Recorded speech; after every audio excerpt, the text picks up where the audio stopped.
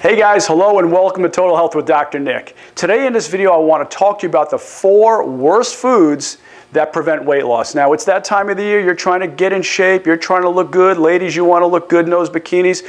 And guys, never wear a Speedo, okay? Just a word of caution here. Speedos should be outlawed. In fact, I think you should get some background checks or requirements for those. So anyway, so like I said, you're trying to get in shape, you're spending hours in the gym, and I see so many times people are like 2, 3, 4 hours in the gym. It's insane. You don't need to spend that much time.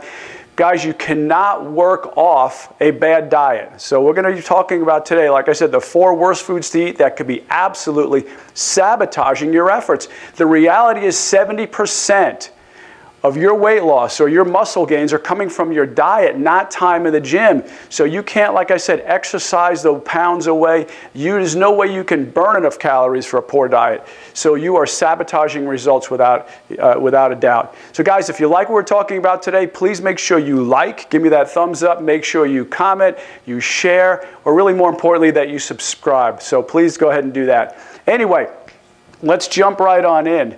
Number 1 is sugar. Yes, sugar is a poison. Sugar is a drug. And I know you're probably thinking, there's no way. No, you can't prescribe sugar. Doctors don't prescribe sugar. I'm telling you, sugar is a drug because the way sugar affects your brain, it's like literally crack cocaine. It is worse than that. In fact, studies have been done where Dr. David Ludwig and his colleagues over at Harvard did studies where they tested the glycemic load of patients who had a lot of sugar. And what they found was the higher the glycemic load, it triggered an area in the brain called the nucleus accumbens. And that part of the brain, as you can see, is literally the same part of the brain that controls things like alcohol, that controls things like cocaine. So when you are eating sugar, you are actually stimulating the same part of your brain as cocaine. In fact, it gets worse. When they checked this with laboratory rats, what they found was they wanted the sugar more than the cocaine. They had opportunities to get injected with cocaine, but they wanted the sugar water instead. In fact, it was 8 times more prevalent where they wanted the sugar water more than the cocaine. So guys, learn from the rats. Sugar is bad news. It is a drug. It is a poison. Not only that, it will downregulate your immune system, making you sick all the time. I see patients that come into my office. One of the first things I get them off is the sugar, whether it be the cola drinks, things like that. Some of your highest amounts are coming from there. So where do we see a lot of this? We see a lot of this in your drinks. We see a lot of it in your foods that you don't even realize they're hidden in this. So number 1 is going to be things like your colas. Those drinks, your Cokes, your Pepsis, and so on, they have, of course, high fructose corn syrup, which we're hearing all the time now. And by the way, if you've ever seen the commercial, there's a commercial they run on TV where the guy's sitting there on a blanket and they're having a picnic with his wife, and he's saying, honey, don't you know corn's good for you? It's natural. And the wife is saying, no, honey, it's got high fructose corn syrup. They have totally hijacked corn, where corn off the cob is not bad. It's okay, a little bit starchy.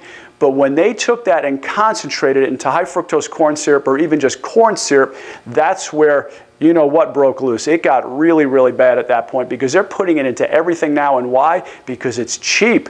In fact, I got a food label right here from I'm sorry, but I'm going to have to throw this company under the bus a little bit. And by the way, it's not just this company. This is all your barbecue sauces are all going to have this type of ingredients. But look at the ingredient list here. And this is literally just what I copied off the back. Your number 1 ingredient is not barbecue scent. It's not mesquite. It's not hickory. Your number 1 ingredient is high fructose corn syrup. Down the list, you see sugar starch in here. So modified food starch, that's another sugar. You're actually seeing juice from pineapple. That's another sugar. You're seeing molasses, corn syrup, and actually sugar, as if it wasn't bad enough. They have all these other sugars, 1, 2, 3, 4, 5, 6. Then they actually add sugar. I mean, it's insane. But you are trying to, give your families healthy foods and trying to do the right thing and saying, hey, let's grill some chicken, put a little barbecue sauce on it. But meanwhile, you are absolutely sabotaging your weight loss results by using this. My daughter the other night said, Dad, can I have some of this on my food? I said, no way. If you're trying to get trim and lose weight for the summer, This is horrible. You've got just 2 tablespoons is equating out to 18 grams of carbs. And how many guys do you think you put a little more than that on there? I mean, you lather up those ribs and you lather up that chicken. You're dipping it in there. So I guarantee you're getting more than 2 tablespoons where it's coming out to well over 18 grams of carbs. I mean, you're getting your whole carb requirement in a day just by having some ribs. Now, another thing that's bad about sugar too is this. Cancer loves sugar. Okay, when research was done, they found out that the cancer cells wanted sugar more than anything else. In fact, they have 10 to 70 times the receptor sites of normal cells for sugar. In fact, one of my patients came in who was having a lot of cervical cancer, and she ended up beating it based on the requirements and the protocols that we put her on. But one of the things I told her, I said, is when they test you for cancer, what they're going to do is inject into you a sugar solution. And they're going to modify it or watch it based on the sugar being sucked up by the cancer cells. And she thought I was crazy at first until she came back and she said, Dr. Nick, you were right. They injected this sugar solution into me and the cancer cells just sucked it up, and then they were able to do the PET scan and see exactly where the cancer was located, or in her case, not located. So anyway, next, number 2 is you've got to eliminate gluten. Eliminate gluten, guys. I hate to say it, but this is in everything today. This is everywhere. It's all over. You see it in just even tea bags.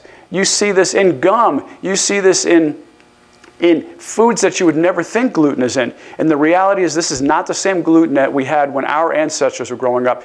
Your grandparents, my grandparents. This is a completely different kind of gluten now. It's a lot more high-powered. The wheat that our ancestors grew years ago is not even the same kind of wheat today. So this is very, very powerful gluten. What's happening with gluten sensitivity, and you know this, you don't have to be even gluten intolerant to have a gluten sensitivity, but what we see is this: brain fog, irritability, mood changes, you see skin problems, you see eczema, rashes, sometimes people have mouth sores, you see problems with menstrual problems, infertility, okay? So this is causing all kinds of problems with even you trying to get pregnant. It's causing joint swelling. I had a patient named Ed who years ago used to come in and literally in tears, he told me, he said, Dr. Nick, I just came back from the barber. I could barely sit there while he was cutting my hair. My joints ached. And Ed was taking something called Remicade, which is an extremely, extremely expensive medication for rheumatoid arthritis. And I said, Ed, you need to get off the sugars. You need to get off the wheat. Because he always told me that whenever he ate chocolate chip cookies, he was always much worse. And then one day he comes in and he tells me, Dr. Nick, I figured it out. I read this book called Wheat Belly, and I found out that when I have too much wheat, my joints ache. I was like, yeah, that's amazing that you figured that out on your own. But anyway, I'm glad he did. But you also see nausea, constipation, stomach bloating, and you see this a lot. You can eat a crumb of a piece of bread. My wife used to say to me, Nick, I don't get it. I ate just a little smidgen, a little piece of a sandwich or a little corner, and next thing you know, I'm all bloated. Well, guys, that's what happens. That little bit creates an inflammatory reaction in your body, and it will absolutely stop your weight loss in its tracks. So get off the gluten. Where is gluten? Well, your main things are wheat, rye, and barley. Those are your main sources of gluten, but you can see it in everything else, from crackers to pretzels to bagels, pastries, croutons, stuffings. You would never think it's maybe in gravies and sauces, but they have to thicken it up somehow, so they add gluten to it. They add, in fact, guys, believe me, I'm Italian, I love a good pizza, but when they start to open up that dough and they're spreading that dough out and they're airing it out, part of it's show, but the other part of it is that get that gluten activated, that elasticity in the pizza dough that gets it to where they can open it up like that and twirl it around and spin it. That is the gluten. So, next, eliminate grains. Guys, grains are huge. Once again, and I don't fault you because you were taught this. You were taught this back from the 50s on, especially in the 80s when they said get off the fats and eat your healthy whole grains. Guys, they ruined us with that because as soon as we started getting into more of the whole grains, our diabetes started to skyrocket. I want you to think about this, okay? You want to lose weight, you want to get ready for the summer, or just lose weight in general. When they want to fatten cows up, what do they give them? Fat? Think about it. No, they give them grains. You know it. They give them grains. So if they're going to fatten up cows with grains, guess what that's going to do to your waistline, okay? So think about that. Now, there's something you also need to know about grains that makes them also highly addictive, not just like the sugar. Although grains, by the way, turn into sugar. So you say sugar is a smaller molecule, grains are just big molecules that just break down to sugar. So really they're all the same, but you think of it as different because it's in different forms. But what they found in research was that when they took things like bread and broke it down chemically in a laboratory, it broke down into something they called an exorphin. An exorphin meant an exogenous morphine, meaning a morphine outside the body, okay? That's where the EX comes from. They then named it gluteomorphin, which means it was the morphine that was produced by the gluten. And that they found affected, once again, just like I talked about earlier, the same parts of your brain that are affected by heroin and opium.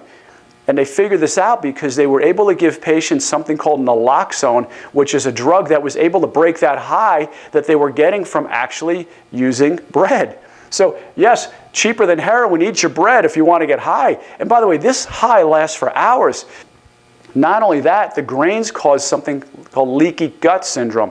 And it's in the news a lot. You read about it, you hear about it. That's when the actual intestinal walls become more permeable. So the cells open up and you get these junctions that are supposed to be tight to where toxins and bacteria can't get through and food particles. But instead, they start to open it up, especially with something called glyphosate. And glyphosate is the same ingredient they use, ready for this, in Roundup. And guys, this is used in all the crops that you're eating. Every time you eat something with corn or grains, you're getting glyphosate in your diet. And this glyphosate is horrible for these gap junctions, these junctions we see in the intestines that's leading to leaky gut. And then you get those poisons that leak into your body. They come through the intestinal walls, and it creates an enormous, tragic, and I mean by that, tragic inflammatory response. I mean, it's incredible. And then your body goes into full-blown DEFCON 5 mode. Another thing, too, you need to know is people would say to me, well, you know what? I will give my kids bread, toast in the morning, but I would never think of giving them a candy bar. Well, here's the problem. First of all, the glycemic index of a Snicker bar is about 41. The glycemic index of a piece of whole wheat toast is about 73. Now, here's the problem we see with this, guys. Watch this. The reason this is so bad is because when we look at something like fructose, sucrose, or glucose, by the way, those are the three main sugars that you get in your body, fructose, sucrose, and glucose. Fructose is, of course, just made of fructose. It's fruit sugar. The fructose has to go through your liver to be processed before it goes into your bloodstream. Sucrose, which is a molecule, two molecules, one of fructose, one of glucose, part of that has to go through your liver before it goes into your bloodstream, and the other part goes right into the bloodstream. So the fructose portion goes into the liver, just like it did previously, and the glucose portion is going to go right into your blood, raising your blood sugar levels. Now, bread is pure glucose. So bread goes right into your bloodstream. It's like a super highway. It's going right in, guys. It is spiking your blood sugar, and here's the thing. This is the secret, right? Anytime you spike insulin, you're going to put on weight, okay?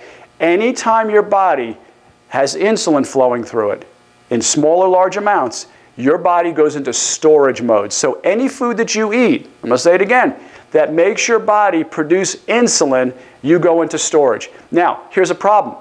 If you happen to also take in a food that spikes your insulin and has fat with it, guess what? You are storing that. So let's think of one. Sugar, cream, let's put it together and we'll make ice cream. Now, guys, I like ice cream myself, but if you're eating it every day, especially at nighttime, not a good thing because you are now combining the sugar and the fat and your body's in full-blown storage mode, so guess where that's going, okay? So, you want to avoid the bread. Once again, why do we reduce the grains or eliminate the grains from our diet? Because it is full-blown chaos sugar. Okay, it elevates your sugar levels. And I know you're probably thinking, but I need the fiber, Dr. Nick. I've got to have the fiber. If I don't, I'm going to get bound up. My doctor says I need the fiber. Guys, there's plenty of fiber you're going to get in your vegetables. So eat more vegetables. Your broccoli, your kale, your bok choy, your cauliflower, your cabbage. A lot more fiber in that than in your healthy whole grains. Another problem we see is this. When you're eating too much grains, once again, like I said, it spikes that insulin. So you go up in blood sugar. What does your body immediately want to do? It wants to get that that sugar out of your blood and put it into the muscle and into the liver, so it secretes insulin. What did I say about insulin earlier? It's going to make your body start to store. And what it's going to store is belly fat. This is the big difference between if you eat a candy bar or if you eat bread. The sugar that's in a candy bar is sucrose. The bread goes right to your gut. So guys, if you don't want those moobs, okay, and you don't want that gut, you've got to get off the grains. The grains are your biggest problem. Sugars in the form of candy bars and things like that, like a Twix or a Snickers bar, that puts it on your thigh, okay? That's going to put it on your butt and your thigh. What makes it more dangerous and more deadly is visceral fat, and I know you guys have heard about that. But your visceral fat is all the fat that's around the organs. Now, you could look skinny and be fat at the same time because it's all internal. You have fat around your heart. You have fat around your liver. In fact, that's a delicacy over in France. But you don't want it here, and you don't want it in you. Okay? So if you're eating too many grains, it is going to put it on its belly fat, and that's dangerous because it is visceral fat, and that is deadly. And here's another problem. The more belly fat you get, the more your body becomes an estrogen factory. It literally, guys, you do this too, you will start to make estrogen out of those fat cells. So you've got to avoid the grains. Number 4, and the final one, is eliminate dairy. Now, I know it makes no sense, but you know what? You've got to have dairy as a kid. You've got to grow. You've got to eat drink milk for strong bones. Brilliant marketing by the Dairy Association. You get much more calcium from spinach. Now, do I use some milk sometimes? Yes.